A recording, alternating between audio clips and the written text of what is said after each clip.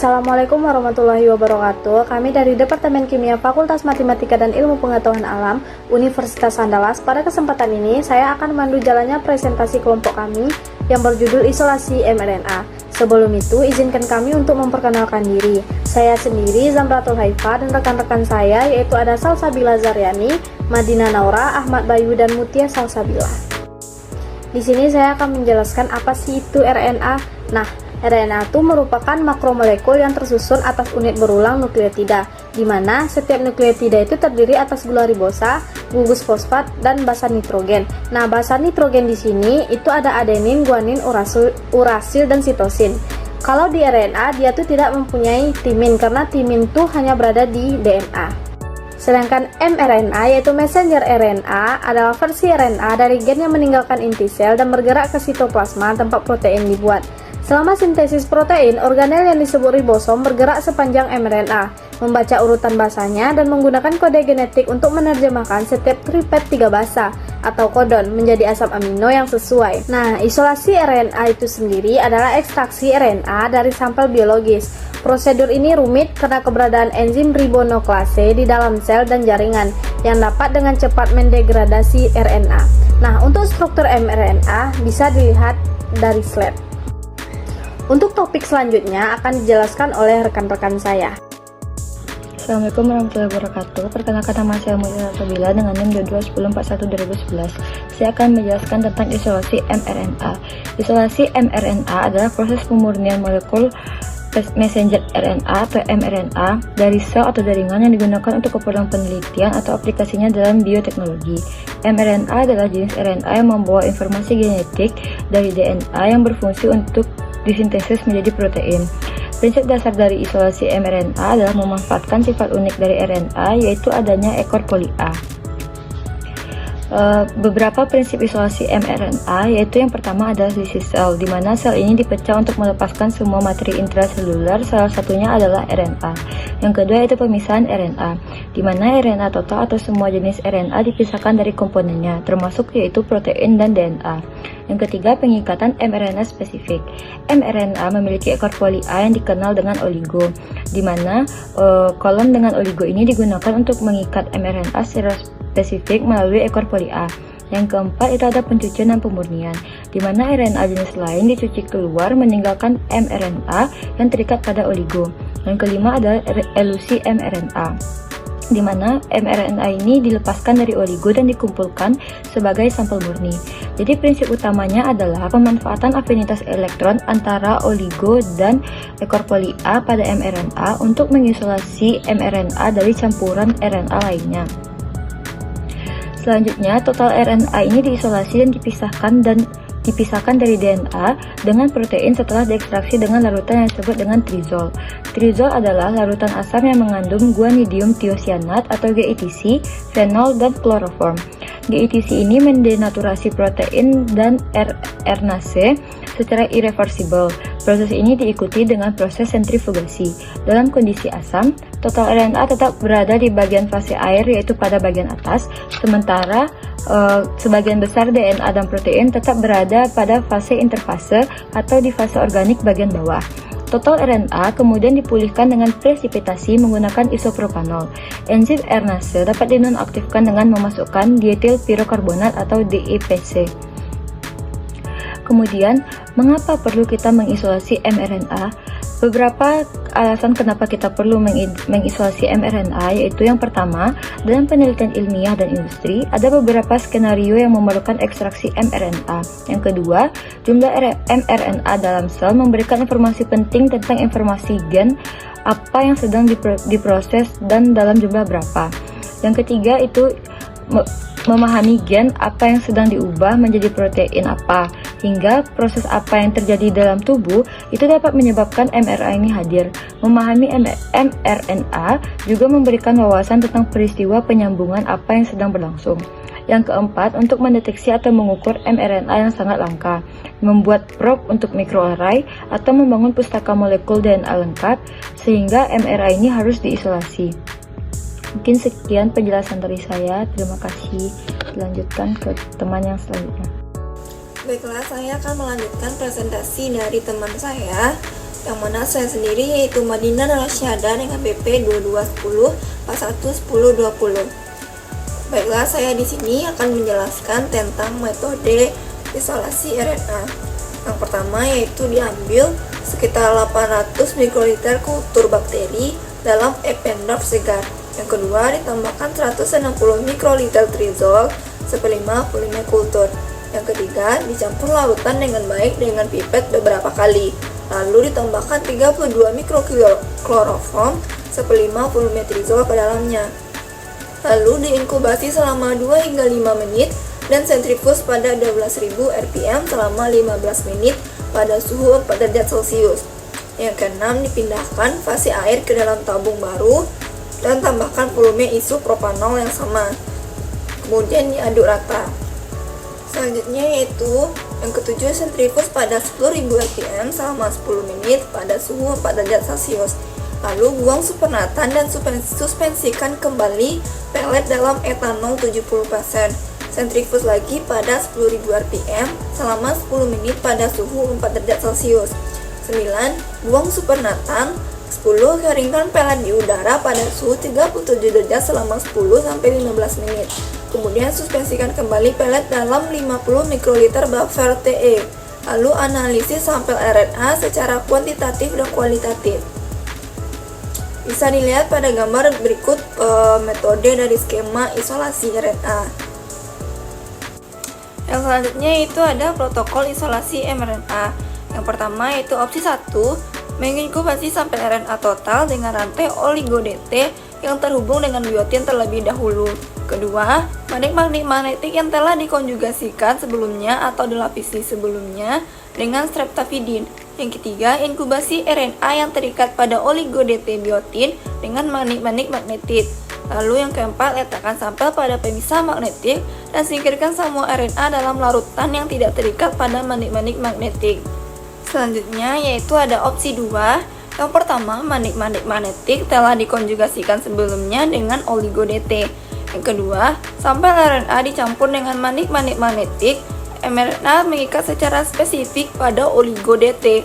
Lalu selanjutnya sampel diletakkan pada pemisah magnetik untuk menahan magnet magnetik agar tetap terikat pada mRNA. Sisa larutan dengan RNA yang tidak diinginkan pun terhanyut. Nah, pada PPT bisa dilihat itu skema dari protokol isolasi mRNA. Selanjutnya yaitu ada kit isolasi mRNA. 1. Selektivitas tinggi dari teknik ini menghasilkan pemurnian yang baik dan pemulihan yang tinggi. Kedua, seringkali efek konsentrasi tercapai yang memungkinkan volume besar diproses dengan mudah. Yang ketiga, kit isolasi mRNA bergantung pada afinitas ekor poli A mRNA untuk prop oligo-DT berlabel biotin. Yang keempat, penguji dapat menarik mRNA secara selektif dari lisat tanpa berinteraksi dengan RNA atau DNA lainnya. Setelah terbentuk, hibrida DTA terbiotinilasi dapat dimobilisasi pada permukaan padat yang telah dilapisi streptavidin, lalu dicuci hingga bersih dari kontaminan yang tidak terikat. Nah, pada PPT bisa dilihat skema dari kit isolasi mRNA. Isolasi RNA dengan spin column purification. Metode spin column purification adalah salah satu teknik yang populer dan efisien untuk memurnikan RNA dari sampel biologis. Prinsip kerjanya yaitu memanfaatkan matriks padat, biasanya berupa membran silika yang berada di dalam sebuah kolom kecil. Untuk cara kerjanya yaitu sampel jaringan atau sel dilisis dalam buffer khusus untuk melepaskan RNA dari sel. Buffer lisis ini mengandung deterjen dan agen lain yang dapat merusak membran sel dan inaktivasi enzim RNase. Lisat sel yang mengandung RNA kemudian ditambahkan ke dalam kolom. Dalam kondisi tertentu, misalnya adanya garam chaotropik, RNA akan berikatan secara kuat dengan membran silika. Kolom dicuci beberapa kali dengan buffer pencuci untuk menghilangkan kontaminan seperti protein, garam, dan nukleotida bebas. Kontaminan ini tidak akan terikat pada membran silika. RNA yang terikat pada membran silika kemudian dielusi dengan buffer elusi yang biasanya berupa air, bebas nuklease atau buffer dengan pH rendah. RNA akan terlepas dari membran silika dan terlarut dalam buffer elusi. Eluat yang mengandung RNA dapat dikumpulkan dan digunakan untuk berbagai aplikasi downstream seperti RT-PCR, Northern blotting, atau pembuatan cDNA library. Selanjutnya itu ada isolasi RNA dengan metode magnetic base purification, di mana metode ini memanfaatkan partikel magnetik yang dilapisi dengan ligan spesifik seperti oligo untuk menangkap mRNA. Oligo ini akan berinteraksi secara spesifik dengan ekor poli A pada mRNA. Sampel jaringan atau sel dilisis dalam buffer khusus untuk melepaskan RNA dari sel. Buffer lisis ini mengandung deterjen dan agen lain yang dapat merusak membran sel dan inaktivasi enzim RNase. Magnetic beads yang telah dilapisi oligo ditambahkan ke lisat sel. mRNA dalam lisat akan berikatan secara spesifik dengan oligo pada permukaan magnetic beads. Kompleks magnetic beads mRNA dicuci beberapa kali dengan buffer pencuci untuk menghilangkan kontaminan seperti protein, garam, dan nukleotida bebas. RNA yang terikat pada magnetic beads dielusi dengan buffer elusi yang biasanya mengandung suhu tinggi atau pH rendah untuk melepaskan ikatan antara mRNA dengan oligo. RNA yang telah dielusi dapat dipresipitasi dengan etanol atau isopropanol untuk mendapatkan pelet RNA yang lebih terkonsentrasi.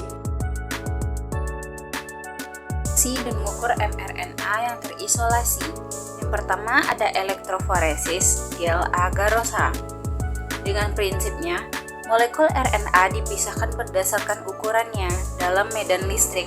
Molekul RNA yang lebih besar akan bergerak lebih lambat melalui gel dibandingkan molekul yang lebih kecil.